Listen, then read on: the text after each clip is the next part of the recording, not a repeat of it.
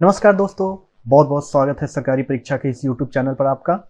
दोस्तों, डेली की तरह हम आपके सामने आज भी डेली करंट अफेयर से रिलेटेड कुछ इंपॉर्टेंट MCQs प्रेजेंट करने वाले हैं और साथ ही साथ हम आपके साथ कुछ ऐसे इंफॉर्मेशन भी शेयर करने वाले हैं जो आपके आने वाले एग्जाम्स में काफ़ी ज़्यादा हेल्पफुल हो सकते हैं।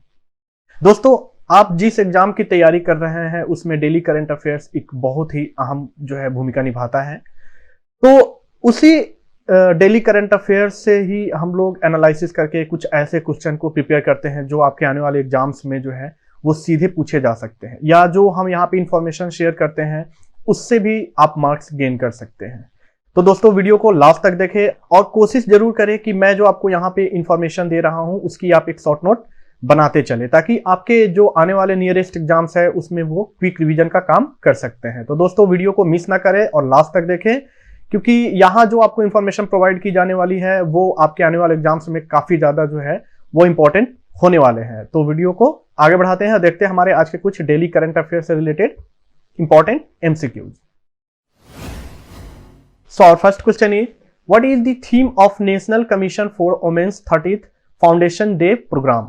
राष्ट्रीय महिला आयोग के 30वें स्थापना दिवस कार्यक्रम का विषय क्या है? हमारे ऑप्शन है, option A she the change maker, option B covid women's warrior the real heroes, option C women the super warrior, option D strength of women. सबसे पहले हम अपना राइट आंसर जानते हैं। हमारा राइट आंसर है option A she the change maker. जी, हाल ही में राष्ट्रीय महिला आयोग के 30वें स्थापना दिवस का कार्यक्रम वो किया गया है और इस कार्यक्रम का जो संबोधन किया है वो हमारे देश के प्रधानमंत्री नरेंद्र मोदी द्वारा वीडियो कॉन्फ्रेंस के जरिए इस कार्यक्रम का संबोधन देश को किया गया है। राष्ट्रीय महिला आयोग कार्यक्रम का जो संबोधन किया गया है वो हमारे देश में जो महिलाएं हैं उनको आगे करने के लिए, उनकी शिकायत और समाधान के लिए या उनके रक्षा के लिए, उनके जो भी राइट्स है उनको प्रोत्साहन करने के लिए ये राष्ट्रीय महिला आयोग की स्थापना की गई थी। और इसकी जो स्थापना की गई थी वो की गई थी 1992 में। ठीक है, राष्ट्रीय महिला आयोग की जो स्थापना की गई थी वो सरकार को महिला से जुड़े सारे मुद्दे, चाहे वो संविधानिक उनका रक्षा की बात हो, चाहे उनके किसी भी तरह की शिकायत की बात हो, उनको सरकार को सुझाव देने के लिए राष्ट्रीय महिला आयोग की 1992 में वो उद्घाटन की गई थी। तो अभी हाल ही में उसका 30वां स्थापना दिवस मनाया गया है और प्रधानमंत्री नरेंद्र मोदी ने वो वीडियो कॉन्फ्रेंस के थ्रू देश को संबोधन किया है। तो उसी राष्ट्रीय महिला आयोग के जो इस बार की जो स्थापना दिवस मनाई गई है उसकी जो थीम रखी गई थी वो रखी गई थी सी द चेंज मेकर। बहुत ही इंपॉर्टेंट क्वेश्चन है दोस्तों, क्योंकि ये थीम से जुड़े क्वेश्चन है और आपके एग्जाम्स में थीम से जुड़े वो सवाल आते रहते हैं। तो आप इसको अच्छे से वो रिवाइज करते चले। ठीक है दोस्तों, आगे बढ़ते हैं, देखते हैं हमारा next question. So next question is, Which state union territory has replaced Bengaluru as a startup capital of India? किस राज्य केंद्र शासित प्रदेश ने बेंगलुरु को भारत की स्टार्टअप राजधानी के रूप में प्रतिस्थापित किया है? हमारे ऑप्शन है, ऑप्शन ए Maharashtra, option B Delhi, option C Tamil Nadu, option D Uttar Pradesh. तो सबसे पहले हम अपना राइट आंसर देख लेते हैं। हमारा राइट आंसर है ऑप्शन बी दिल्ली। जी, दिल्ली ने अभी हाल ही में वो बेंगलुरु को पीछा छोड़ते हुए, यानी बेंगलुरु को रिप्लेस करते हुए भारत की स्टार्टअप राजधानी के रूप में अपने आप को घोषित किया है। ये दिल्ली के लिए सबसे बड़ी उपलब्धि है, क्योंकि इससे पहले बेंगलुरु में कई सारी स्टार्टअप कंपनियां वो दिल्ली से ज़्यादा खुल रही थी, ओपन हो रही थी, फाउंडेशन हो रही थी, जिसके कारण दिल्ली वो बेंगलुरु से पीछे था। बट अभी हाल ही में वो बेंगलुरु को पीछा छोड़ते हुए दिल्ली में बहुत सारी स्टार्टअप कंपनियां वो शुरू की गई है, जिसके कारण दिल्ली को भारत की स्टार्टअप राजधानी घोषित किया गया है। अगर हम साल अप्रैल 2019 से नवंबर 2021 तक की बात करें तो लगभग वो अगर बेंगलुरु की बात करें तो वहां पे वो 4514, यानी कितना 4514 स्टार्टअप कंपनियां वहां पे अपनी नींव रखी है। और अगर हम दिल्ली की बात करें तो दिल्ली में 5000 वो स्टार्टअप कंपनियों ने अपनी नींव रखी है। तो इस तरह बेंगलुरु को दिल्ली ने वो पीछा छोड़ दिया है, क्योंकि जितने भी स्टार्टअप कंपनियां उनकी जो पसंदीदा जगह बन रही है अब वो धीरे धीरे दिल्ली बन रही है, जिसके कारण भारत की स्टार्टअप राजधानी के रूप में वो दिल्ली को घोषित किया गया है। ठीक है दोस्तों, तो अगर आपके जो है अगर एग्जाम्स में पूछे जाते हैं कि भारत की स्टार्टअप राजधानी अभी फिलहाल किससे बनाई गई है, तो आपका जवाब होगा दिल्ली। आगे बढ़ते हैं, देखते हैं हमारा next question. So next question is Antonio Costa is re-elected as the Prime Minister of which country? Antonio costo किस देश के प्रधानमंत्री के रूप में फिर से चुने गए हैं? हमारे ऑप्शन है, option A Estonia, option B Finland, option C पुर्तगाल, ऑप्शन डी जर्मनी। तो सबसे पहले हम अपना ऑप्शन करेक्ट आंसर देखते हैं। हमारा करेक्ट आंसर है ऑप्शन सी पुर्तगाल। जी, पुर्तगाल के एंटोनियो कोस्टो वहां के फिर से नियुक्त होने वाले प्रधानमंत्री बन गए हैं और ये पुर्तगाल के जो है ये 119वें प्रधानमंत्री है। पुर्तगाल जो है वो साउदर्न यूरोपियन कंट्री है। जी हाँ दोस्तों, पुर्तगाल के बारे में आप जानते होंगे क्योंकि पुर्तगाल की काफी हिस्ट्री रही है हमारे भारत से जुड़े हुए। अगर सबसे पहले हम प्रधानमंत्री एंटोनियो कोस्टो की बात कर लेते हैं तो ये जो है इस देश के 119वें प्रधानमंत्री हैं। इनकी जो पार्टी थी, जो सोशलिस्ट पार्टी थी, जो उन्होंने लेजिस्लेटिव असेंबली के इलेक्शन में मेजोरिटी हासिल की और फिर से इनकी जो मेजोरिटी थी उन्होंने जो है एंटोनियो कोस्टो को जो है फिर से पुर्तगाल देश का प्रधानमंत्री के रूप में नियुक्त किया है। ठीक है दोस्तों, अब बात करते हैं हम पुर्तगाल से संबंधित कुछ स्टैटिक नॉलेज की। तो आपको मालूम होना चाहिए कि जो भारत देश में जो वास्को डिगामा, जिन्होंने 20 मई 1998 ने भारत की जो खोज की थी, कौन? Vasco da Gama. वास्को डिगामा वो पुर्तगीज थे, वो पुर्तगाल से आए थे और वो कहाँ आए थे? सबसे पहले वो जो है वो कालीकट, यानी जो हमारा मालाबार कोस्ट है, वहां कालीकट के मालाबार कोस्ट पे सबसे पहले उन्होंने भारत में पैर रखा था और पैर रखने के साथ ही उन्होंने जो है ये भारत की खोज के रूप में उनका नाम हिस्ट्री में दर्ज हो गया। ठीक है, तो ये कुछ स्टैटिक इंफॉर्मेशन है जो पुर्तगाल से संबंधित है और वहीं के प्रधानमंत्री के रूप में फिर से नियुक्त किए गए हैं एंटोनियो कोस्टा। ठीक है दोस्तों, आगे बढ़ते हैं, देखते हैं हमारा next question. So next question is Xiomara Castro has been recently appointed as the first female president of which country? Xiomara Castro को हाल ही में किस देश की पहली महिला राष्ट्रपति के रूप में नियुक्त किया गया है? हमारे ऑप्शन है, option A Nicaragua, option B Ecuador, option C Paraguay, option D Honduras. तो सबसे पहले हम अपना राइट आंसर जानते हैं। हमारा राइट आंसर है ऑप्शन डी होंडुरास। जी, होंडुरास जो है वो एक सेंट्रल अमेरिकन कंट्री है। वहां की जो पहली महिला राष्ट्रपति बनी है उनका नाम है शियोमारा कास्त्रो। नाम को आप जो है वो अच्छे से याद कर ले क्योंकि ये किसी देश की जो है पहली महिला राष्ट्रपति चुनी गई है और इस तरह ये होंडुरास की पहली महिला राष्ट्रपति तो बनी ही है और साथ में वे 56वीं राष्ट्रपति जो है ये इस देश की बन गई है। यानी इसके पहले जो होंडुरास के जो राष्ट्रपति थे उनका नाम था जुआन अर्नाल्डो हर्नांडेज। ठीक है, ये इन्होंने जो है उनको हराकर इस पद को पाया है। तो जुआन हर्नाल्डो हर्नांडेज जो थे ये लगभग होंडुरास के 8 साल से जो है ये राष्ट्रपति के पद पर विद्यमान थे, लेकिन अभी हाल ही में जो है वो शियोमारा कास्त्रो ने जो है वहां की राष्ट्रपति का पद संभाला है और वहां की वो पहली महिला राष्ट्रपति बन गई है। ठीक है दोस्तों, अगर हम होंडुरास की बात करें तो इसकी जो राजधानी है ये इसकी राजधानी तेगु सिगल्पा है। कहाँ है? तेगु सिगल्पा होंडुरास की राजधानी है। आगे बढ़ते हैं, देखते हैं हमारा next question. So next question is Nilachal Ispat Nigam limited has been acquired by which of these company recently? Nilachal Ispat Nigam limited का हाल ही में इनमें से किस कंपनी द्वारा अधिग्रहण किया गया है? हमारे ऑप्शन है, option A Reliance Industries, option B NTPC limited, option C Tata group Tata समूह, ऑप्शन डी अदानी ग्रुप यानी अदानी समूह। तो सबसे पहले हम अपना राइट आंसर जानते हैं। हमारा राइट आंसर है ऑप्शन सी टाटा ग्रुप। जी, टाटा समूह के जो Tata steel long products limited company ने नीलाचल इस्पात निगम लिमिटेड यानी NINL का अधिग्रहण किया है। ये एक जो है ये एक स्टील कंपनी है जिसकी स्थापना 1982 में की गई थी। ठीक है दोस्तों, और ये 2020 तक जो है ये वर्किंग मोड में थी, लेकिन 2020 में इनको लगातार घाटे के कारण इस स्टील कंपनी को बंद करना पड़ा गया। तो उसी स्टील कंपनी का जो है टाटा ग्रुप के द्वारा कितने कॉस्ट में 12,100 करोड़ रुपीस में इसका अधिग्रहण किया गया है। ठीक है दोस्तों, और इसकी जो प्रोडक्शन कैपेसिटी है वो लगभग 1.1 मिलियन जो है टन्स पर ईयर है। ठीक है, कितनी है? लगभग 1.1 मिलियन टन्स पर ईयर इसकी प्रोडक्शन कैपेसिटी है, जिसे टाटा ग्रुप द्वारा अधिग्रहित कर लिया गया है। ठीक है, आगे बढ़ते हैं, देखते हैं हमारा नेक्स्ट क्वेश्चन।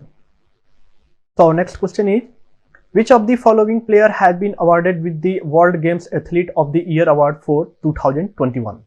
निम्नलिखित में से किस खिलाड़ी को 2021 के world games athlete of the year पुरस्कार से सम्मानित किया गया है?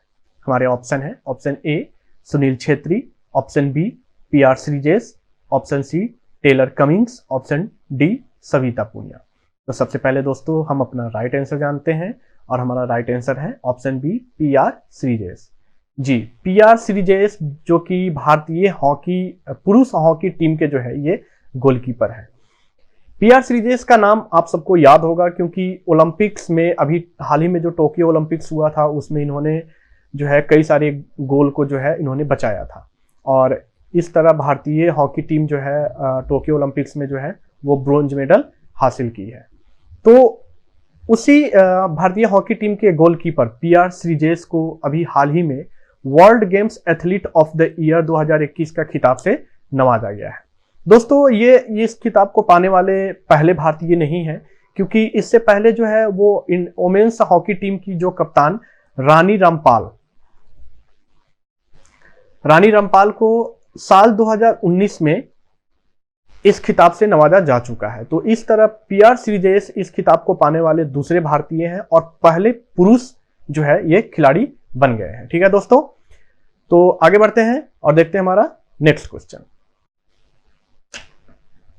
सो next question is who has been appointed as new chief of defence intelligence agency? रक्षा खुफिया एजेंसी के नए प्रमुख के रूप में किसे नियुक्त किया गया है? हमारे ऑप्शन है, option A lieutenant general KJS Dhillon, option B lieutenant general GAV Reddy, option C lieutenant general Amardeep Singh Bhinder, option D lieutenant general Manoj Pande. तो सबसे पहले हम अपना राइट आंसर जानते हैं। हमारा राइट आंसर है option B lieutenant general GAV Reddy. जी, GAV रेड्डी जी को अभी हाल ही में रक्षा खुफिया एजेंसी के प्रमुख के रूप में नियुक्त किया गया है। लेफ्टिनेंट जनरल GAV रेड्डी ने लेफ्टिनेंट जनरल KJS ढिल्लो का स्थान लिया है। इससे पहले जो प्रमुख थे वो थे लेफ्टिनेंट जनरल KJS ढिल्लो, और उनको रिप्लेस करके लेफ्टिनेंट जनरल GAV रेड्डी को जो है इसका प्रमुख के रूप में नियुक्त किया गया है। ठीक है दोस्तों, अगर हम रक्षा खुफिया एजेंसी की बात करें तो इसकी जो फॉर्मेशन की गई थी वो साल 2002 में की गई थी।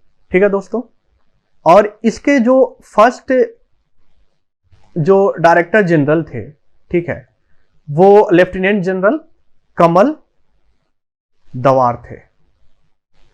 जी, ये जो रक्षा खुफिया एजेंसी है ये भारतीय सशस्त्र बलों के साथ जो है उनको रक्षा और उनको इंफॉर्मेशन देने का काम करते हैं। यानी देश या विदेश में किसी भी तरीके से अगर हमारे भारतीय सशस्त्र बलों के खिलाफ कोई किसी भी तरीके का जो है वो षड्यंत्र रचा जा रहा है या किसी भी तरीके से उनको हार्म पहुंचाने का काम किया जा रहा है, तो ये इनकी इंफॉर्मेशन देने का काम ये रक्षा खुफिया एजेंसी करती है। ठीक है दोस्तों, तो उसी के प्रमुख के रूप में जो है लेफ्टिनेंट जनरल GAV रेड्डी की नियुक्ति की गई है। ठीक है दोस्तों, आगे बढ़ते हैं, देखते हैं हमारा next question. So next question is who has been elevated as the chief justice of Madras high court? Madras उच्च न्यायालय के मुख्य न्यायाधीश के रूप में किसे पदोन्नत किया गया है? हमारे ऑप्शन है, option A justice Sanjay Karol, option B justice Rajesh Bindal, option C justice Munishwar Nath Bhandari, option D justice Ravi Malimath. ठीक है, तो सबसे पहले हम अपना राइट आंसर जानते हैं। हमारा राइट आंसर है option C justice Munishwar Nath Bhandari. जी, जस्टिस मुनीश्वर नाथ भंडारी को जो है वो मद्रास हाई कोर्ट के मुख्य न्यायाधीश के रूप में जो है नियुक्त कर दिया गया है।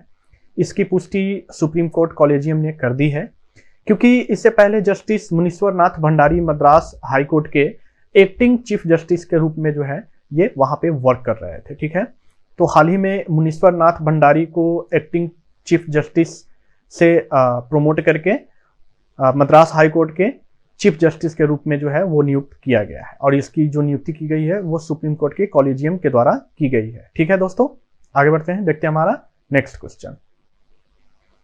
सो next question is geological survey of India has approved to set up India's first geo park in which state. भारतीय भूवैज्ञानिक सर्वेक्षण ने किस राज्य में भारत का पहला भू पार्क स्थापित करने की मंजूरी दी है। हमारे ऑप्शन है, option A Madhya Pradesh, option B Maharashtra, option C Telangana, option D Goa. तो हम सबसे पहले हम अपना राइट आंसर देखते हैं। हमारा राइट आंसर है ऑप्शन ए मध्य प्रदेश। जी, मध्य प्रदेश में जो है वो भारत का पहला भू पार्क स्थापित किया जा रहा है। ये जो भू पार्क स्थापित किया जा रहा है ये मध्य प्रदेश के जो जबलपुर जिले के हैं, जो नर्मदा रिवर के जो किनारे एक गांव है, उस गांव का नाम है लम्हेटा विलेज, लम्हेटा। इसी गांव के नर्मदा रिवर के किनारे जो है इस पार्क की स्थापना की जा रही है, और ये जो पार्क जो बन रहा है वो लगभग 7 एकड़ में बन रहा है।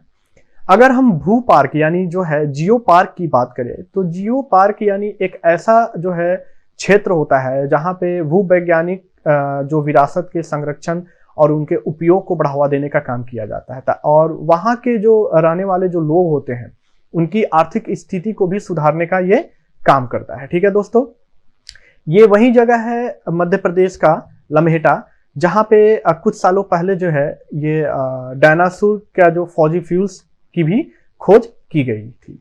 तो इसी कारण जो है इस जगह को चुना गया है भू पार्क के रूप में। ठीक है दोस्तों, और इसकी जो पुष्टि जो है वो भारतीय भूवैज्ञानिक सर्वेक्षण यानी जियोलॉजिकल सर्वे ऑफ इंडिया ने जो है इसे अप्रूव भी कर दिया है कि मध्य प्रदेश के जबलपुर जिले के लम्हेटा विलेज में एक भू पार्क की स्थापना की जाएगी। ठीक है, आगे बढ़ते हैं, देखते हैं हमारा next question. So next and last question is for how many years it has been made mandatory by the central government for the telecom companies to keep international calls and messages secure. केंद्र सरकार द्वारा दूरसंचार कंपनियों के लिए अंतर्राष्ट्रीय call और संदेशों को कितने वर्षों तक सुरक्षित रखना अनिवार्य कर दिया गया है। हमारे ऑप्शन है, option A 1 year, option B 2 years, option C 3 years, option D 4 years. तो सबसे पहले हम अपना राइट आंसर देख लेते हैं। हमारा राइट आंसर है ऑप्शन बी 2 ईयर्स। जी, केंद्र सरकार द्वारा जो है वो दूरसंचार कंपनियों को निर्देश दिया गया है कि जितने भी अंतर्राष्ट्रीय कॉल और संदेश है उनका जो रिकॉर्ड है वो 2 साल के लिए वो अब सुरक्षित रखेंगे। इससे पहले जो वो रिकॉर्ड सुरक्षित रखने का प्रावधान था वो 1 ईयर का था कि 1 साल तक सारे टेलीकॉम कंपनीज को जो है वो चाहे वो अंतर्राष्ट्रीय कॉल हो या मैसेजेस हो उनका जो है रिकॉर्ड उन्हें रखना पड़ता था। अब केंद्र सरकार ने उस ड्यूरेशन को बढ़ाकर 2 साल कर दिया है कि जितने भी इंडियन टेलीकॉम कंपनीज है उन्हें इंटरनेशनल कॉल्स और मैसेजेस के रिकॉर्ड जो है वो 2 साल तक के लिए उन्हें बचा कर रखना है। इसका मतलब ये हुआ कि वो 2 साल से पहले जितने भी इंटरनेशनल कॉल्स और मैसेजेस है उनको वो नष्ट नहीं कर सकती है, उन्हें तभी नष्ट कर सकती है जब 2 साल की अवधि पूरी हो जाती है। ठीक है दोस्तों, तो दोस्तों ये थे हमारे आज के कुछ डेली करंट अफेयर से रिलेटेड कुछ इंपॉर्टेंट एमसीक्यू जो आपके आने वाले एग्जाम्स में पूछे जाते हैं। दोस्तों अगर आप डेली करंट अफेयर से जुड़ी और भी अधिक जानकारी प्राप्त करना चाहते हैं तो आप हमारे ऑफिशियल वेबसाइट www.sarkaripariksha.com पे विजिट कर सकते हैं। हम वहां पे डेली करंट अफेयर्स के साथ साथ one liners, weekly current affairs और न्यूज एनालिसिस भी प्रोवाइड करते हैं, और यहाँ पे जो भी आपको इंफॉर्मेशन प्रोवाइड की जाती है वो 100% ऑथेंटिक होती है, जो आपके आने वाले एग्जाम्स के पॉइंट ऑफ व्यू से तैयार करके यहाँ पे अपलोड की जाती है। तो दोस्तों आप यहाँ पे जाएं और इस साइट को विजिट करें, आपको काफी सारी जानकारी यहाँ से मिल सकती है। और चाहे आप किसी भी सोशल मीडिया पे भी अगर आप मौजूद हैं, चाहे वो फेसबुक हो, ट्विटर हो, टेलीग्राम हो, तो हम वहाँ भी अवेलेबल है, आप हमें वहाँ भी फॉलो कर सकते हैं। दोस्तों अगर आपको ये वीडियो पसंद आया है तो आप लाइक करें, शेयर करें, कमेंट करें, और आप अगर इस चैनल पे नए हैं तो आप सब्सक्राइब कर लें और बेल आइकन जरूर प्रेस कर लें। ठीक है दोस्तों, ताकि हमारी जो आने वाली नेक्स्ट वीडियोज है उनकी नोटिफिकेशन आपको मिलती रहे। ठीक है दोस्तों, आप अपना ख्याल रखिएगा, पढ़ते रहिए, हंसते रहिए, मुस्कुराते रहिए और एग्जाम्स में काफी अच्छा नंबर जो है वो आप गेन करते रहिए। धन्यवाद।